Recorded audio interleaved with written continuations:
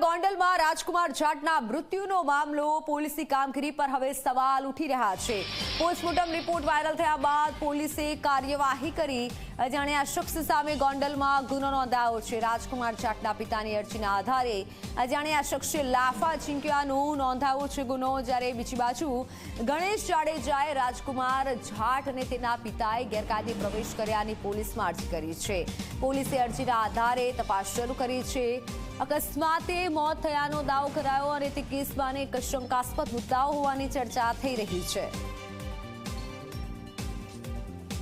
Online પર સંવાદદાતા ગૌરવ દવે જોડાઈ ચૂક્યા છે। જી ગૌરવ, પિતાએ આ તરફ ફરિયાદ નોંધાવી છે, એક તરફ સીસીટીવી સામે આવ્યા હતા, શું વધુ જાણકારી, હાલ શું અપડેટ મળી રહી છે? મિત્તલ, ગોંડલની અંદર રાજકુમાર જાટનો જે શંકાસ્પદ મોતનો મામલો હતો તેની અંદર પોલીસ દ્વારા અકસ્માતે મોત થયા હોવાનું જે ગુનો છે તે દાખલ કર્યો હતો। જો કે ક્યાંક પોલીસની કામગીરી સામે પણ સવાલો છે તે ઉઠી રહ્યા છે। રૂરલ પોલીસ દ્વારા જે આખી ઘટનાની તપાસ છે તે કરવામાં આવી તેવા આરોપ છે તે તેમના પિતા રાજકુમાર જાટના પિતા છે તેમના દ્વારા લગાવવામાં આવ્યા હતા અને ત્યાર પછી જે રીતના પીએમ રિપોર્ટ આવ્યો, આ પીએમ રિપોર્ટની અંદર પોલીસની કામગીરીને લઈ અનેક સવાલો છે તે ઉઠ્યા હતા। અજાણ્યા શખ્સો સામે ગોંડલની અંદર બી ડિવિઝન પોલીસ સ્ટેશનમાં એનસી ગુનો છે તે દાખલ કરવામાં આવ્યો છે। રાજકુમાર જાટના પિતાએ જે અરજી કરી હતી તેના લઈ અને અજાણ્યા શખ્સ સામે લાફો ઝીક્યો હોવાનો ગુનો છે તે માત્ર દાખલ કરવામાં આવ્યો છે।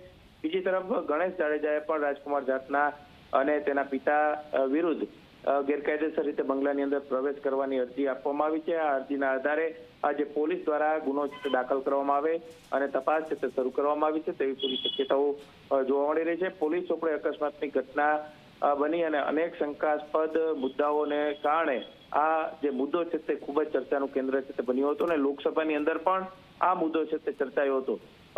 સવાલ એ છે કે જે રીતના ફોરેન્સિક પીએમ રિપોર્ટ આવ્યો તેની અંદર 4 ઇંચના મારવાના ઘા હોવાનું સામે આવ્યું છે, એટલે જ એની સાથે સાથે ગુદાની અંદર પણ 7 ઇંચનો ઘા હોવાનું સામે આવ્યું છે। અનેક સવાલો છે તે ઉઠી રહ્યા છે।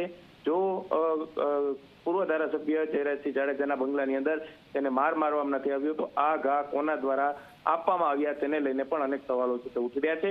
હવે પોલીસની કામગીરી શંકાના દાયરામાં છે। હવે પોલીસ કઈ રીતના તપાસ કરે છે અથવા તો સીબીઆઈ તપાસની જે માંગ તેમના પરિવારજનો દ્વારા કરવામાં આવી છે તો શું સીબીઆઈ તપાસ સોંપવામાં આવશે કે નહીં તેને લઈને પણ સવાલો છે તે અત્યારે જોવા મળે છે। જી બિલકુલ ગૌરવ, આભાર માહિતી બદલ।